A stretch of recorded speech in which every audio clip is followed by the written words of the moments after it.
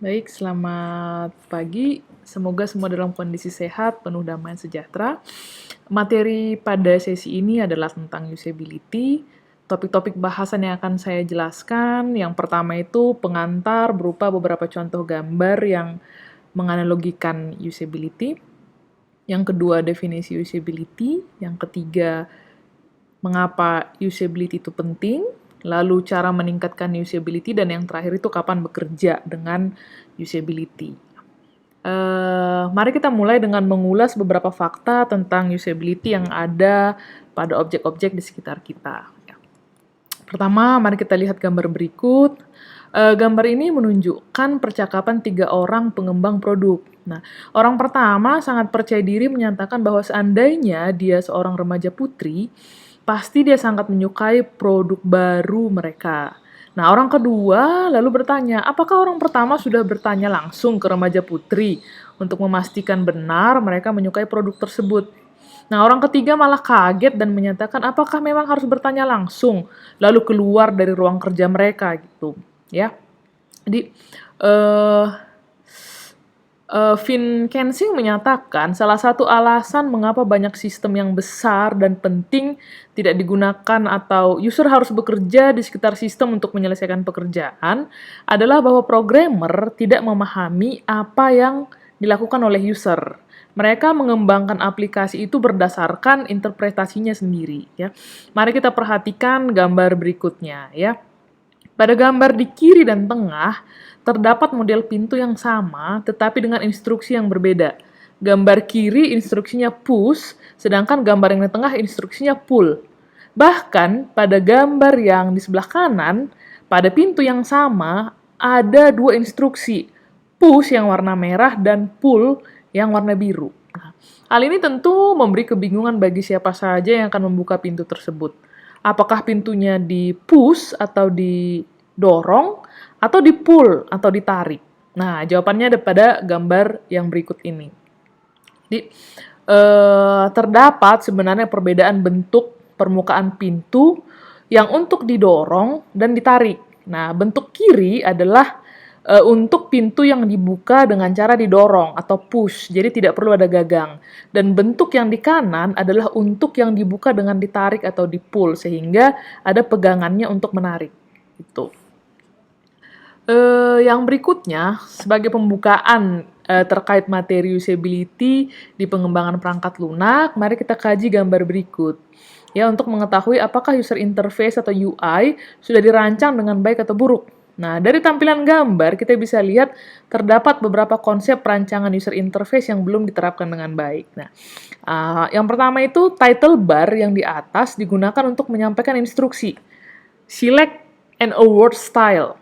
Title bar seharusnya digunakan sebagai judul untuk sebuah dialog box. Nah, yang kedua, ada teks panjang untuk bantuan. Select an award style using the scroll bar bla bla bla bla bla bla. Nah, jika tampilan user interface sebenarnya sudah bisa dimengerti user dengan mudah, tidak perlu memberikan instruksi yang panjang seperti ini. Nah, yang berikutnya ini yang paling agak melanggar aturan. Scroll bar digunakan sebagai alat untuk memilih sertifikat. Dengan ini tidak ada tanda berapa jumlah template yang disediakan oleh aplikasi. Juga tidak ada kategori templatenya. User harus menggeser satu persatu untuk melihat template sampai jumlah yang tidak diketahui ujungnya. Nah, scroll bar sebenarnya tidak lazim digunakan untuk memberikan pilihan. Yang berikutnya, ada letak tombol cancel dan OK yang kemungkinan salah posisi. Ya, nah, yang berikutnya pada instruksi terdapat press OK. Padahal tidak ada tombol OK di sana, yang ada adalah tombol OK. Jadi tidak konsisten antara instruksi dengan tombol yang disediakan. Nah, setelah dilakukan perbaikan, pada rancangan user interface dialog box untuk sertifikat ini, kita bisa melihat perubahan gambarnya menjadi berikut.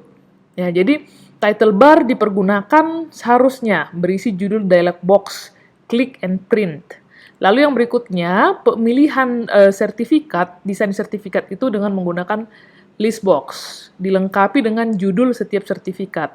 Dengan ini, user dapat mengetahui jumlah sertifikat yang disediakan dan dapat dengan mudah memilih sertifikat yang diinginkan. Nah, letak tombol OK sudah dipindah ke kiri, lalu cancel di kanan. Namun untuk posisi ini, desainer harus benar-benar memperhatikan sistem operasi di mana aplikasi berjalan, karena setiap sistem operasi mempunyai konsep perancangan UI yang berbeda. Nah, oleh karena itu urutan tombol OK dan cancel tidak sepenuhnya salah.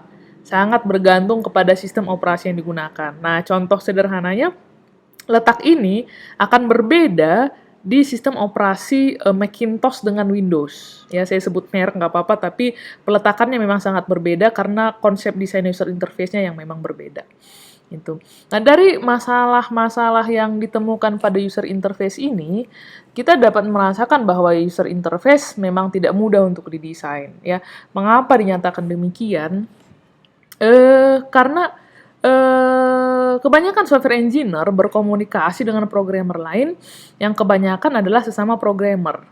Programmer itu bukan user.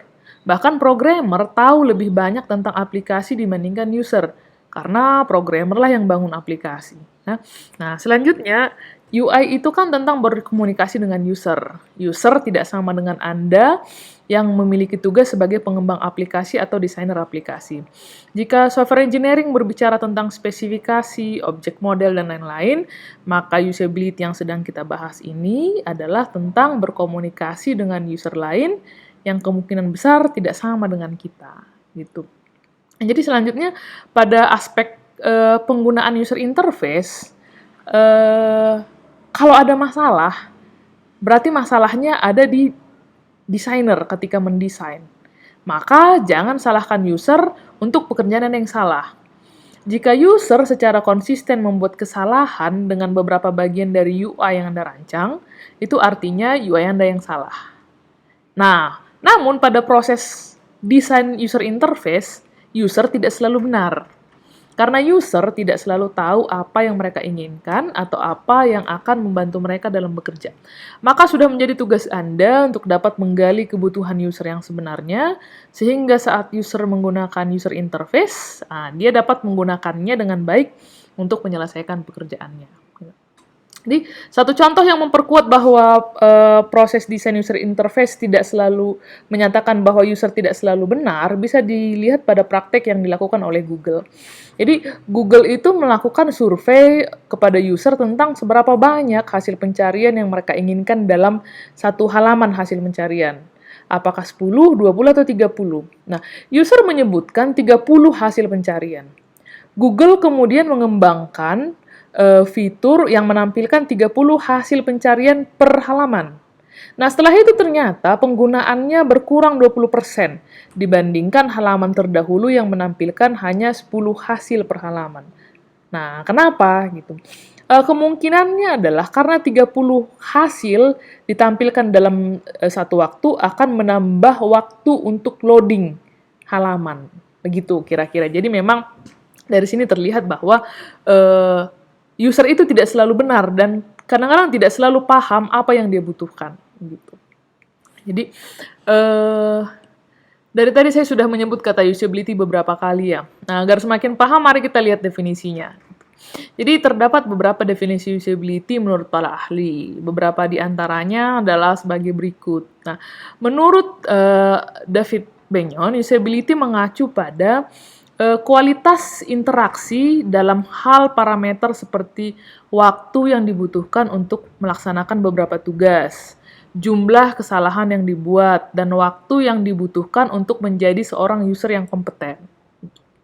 Yang berikutnya menurut Jacob Nielsen, usability adalah sebuah atribut kualitas yang menilai seberapa mudah user interface digunakan. Kata usability juga merujuk pada metode-metode yang digunakan untuk meningkatkan kemudahan user selama proses desain. Masih menurut Jacob Nielsen, usability kemudian didefinisikan ke dalam 5 komponen kualitas. Yang pertama itu learnability. Nah, ini berkaitan dengan seberapa mudah seorang user menyelesaikan tugas-tugas di saat pertama sekali berinteraksi dengan desain. Yang kedua, efisiensi. Setelah user mempelajari desain, seberapa cepat mereka dapat melakukan tugas-tugasnya. Yang ketiga itu ada memorability. Ketika user kembali menggunakan desain setelah rentang waktu tertentu tidak menggunakannya, nah, seberapa mudah mereka dapat memiliki kemahiran kembali. Yang keempat itu errors atau safety.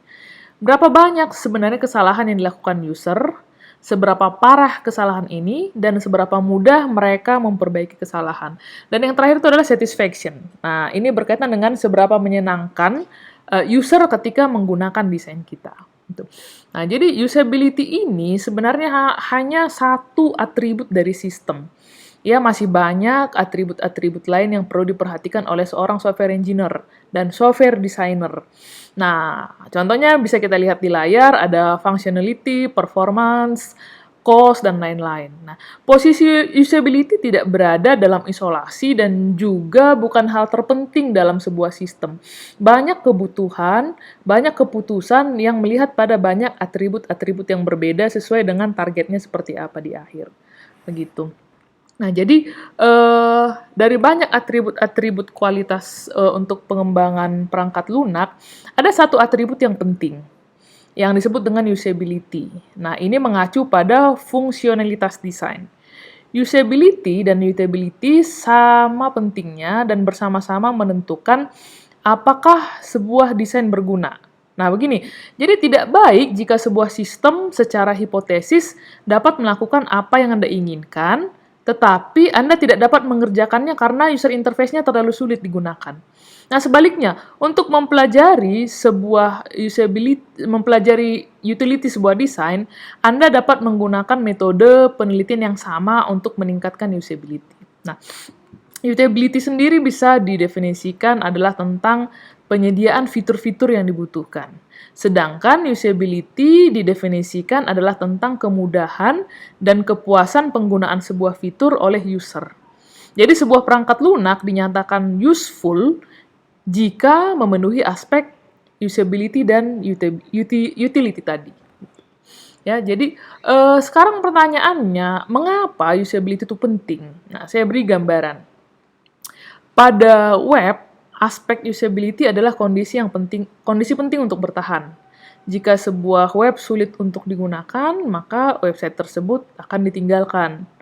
Nah, jika homepage-nya gagal menyatakan dengan jelas apa yang ditawarkan oleh perusahaan dalam website-nya dan gagal menyatakan apa yang dapat dilakukan user pada webnya, maka web akan ditinggalkan juga. Jika user tersesat di sebuah web, maka web akan ditinggalkan. Nah, jika informasi pada web sulit untuk dibaca dan tidak menjawab pertanyaan penting user, maka web akan ditinggalkan juga. Nah, kita dapat memperhatikan polanya. Tidak ada user yang membaca manual web atau menghabiskan banyak waktu untuk mempelajari interface web.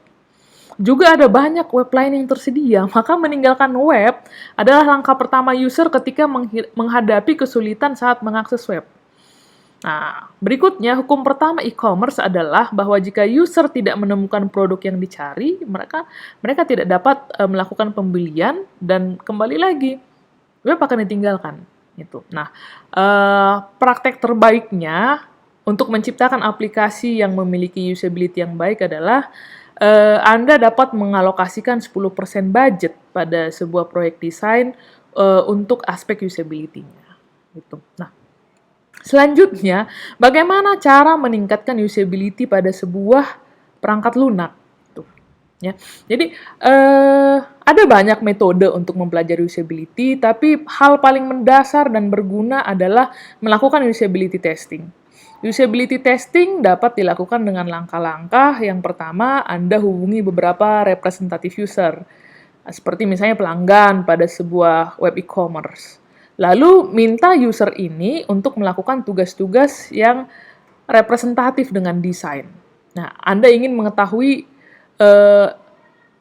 usability mana yang mau diuji gitu. Nah, yang berikutnya, amati apa yang mereka lakukan, di mana mereka berhasil dan di mana mereka mengalami kesulitan dengan user interface.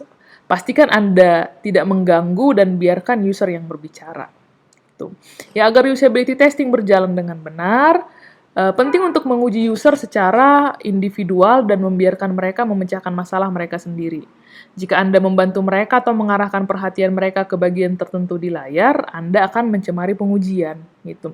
Untuk mengantisipasi masalah usability paling penting pada sebuah desain, tes dapat dilakukan terhadap 5 user. Ini biasanya cukup. Nah, daripada kita menjalankan studi yang besar dan mahal, lebih baik menggunakan sumber daya untuk melakukan banyak tes-tes kecil dan merevisi dengan antara masing-masing, sehingga Anda dapat memperbaiki kelemahan usability saat mengidentifikasi mereka. Nah, desain iteratif adalah cara terbaik untuk meningkatkan kualitas user experience pada sebuah perangkat lunak. Semakin banyak versi dan ide interface yang Anda uji dengan user, maka hasilnya akan semakin baik. Gitu. Nah, kita sudah memahami bahwa usability itu penting, gitu ya. Kalau begitu, kapan ya kita harus bekerja dengan usability? Gitu. Jadi, usability memainkan sebuah peran penting dalam setiap tahap proses desain. Kebutuhan yang dihasilkan untuk banyak studi adalah alasan mengapa merekomendasikan studi individual yang cepat dan murah. Nah, langkah-langkah utamanya, yang pertama, sebelum memulai desain baru, uji desain yang lama untuk mengidentifikasi bagian-bagian baik yang harus dipertahankan atau ditekankan, dan mana bagian-bagian buruk yang membuat masalah bagi user. Kecuali jika Anda bekerja di intranet, uji desain kompetitor Anda untuk mendapatkan data yang murah pada berbagai alternatif interface yang memiliki fitur serupa dengan Anda. Gitu. Yang kedua, lakukan field study untuk melihat bagaimana user berperilaku di habitat alami mereka. Yang ketiga, buatlah paper prototype dari satu atau lebih ide-ide desain baru dan lakukan pengujian. Semakin sedikit waktu yang Anda investasikan dalam ide-ide desain ini, semakin baik. Karena Anda harus mengubah segala sesuatunya berdasarkan hasil pengujian. Gitu. Nah, yang keempat, jangan menunda user testing sampai Anda memiliki desain yang sepenuhnya diimplementasikan. Jika Anda melakukannya, mustahil untuk memperbaiki sebagian masalah usability yang kritis yang ditemukan saat pengujian. Nah, banyak dari masalah ini bersifat struktural, dan memperbaikinya akan membutuhkan perombakan arsitektur yang besar. Satu-satunya cara untuk mendapatkan user experience yang berkualitas tinggi adalah dengan memulai user testing di awal proses desain dan terus menguji setiap langkah. Yang kelima, jika Anda menjalankan setidaknya satu user study setiap minggu, ada baiknya membangun laboratorium usability khusus. Namun bagi sebagian besar perusahaan, sebenarnya tidak masalah jika melakukan pengujian di ruang konferensi atau kantor, selama memang Anda dapat menutup pintu untuk mencegah gangguan. Yang paling penting sebenarnya yang harus dicatat adalah Anda menghubungi user yang sebenarnya dan duduk bersama mereka. Jadi saat mereka menggunakan desain, Anda ada di sana. Nah, Anda cukup membawa buku catatan untuk mencatat semuanya kegiatan yang dilakukan oleh user terkait dengan pengujian tadi, gitu. Nah, yang keenam, yang terakhir, sempurnakan ide desain yang paling baik melalui beberapa iterasi yang dilakukan secara bertahap, mulai dari low fidelity prototype sampai ke high fidelity prototype yang dijalankan di komputer. Nah, lakukan pengujian di setiap iterasi.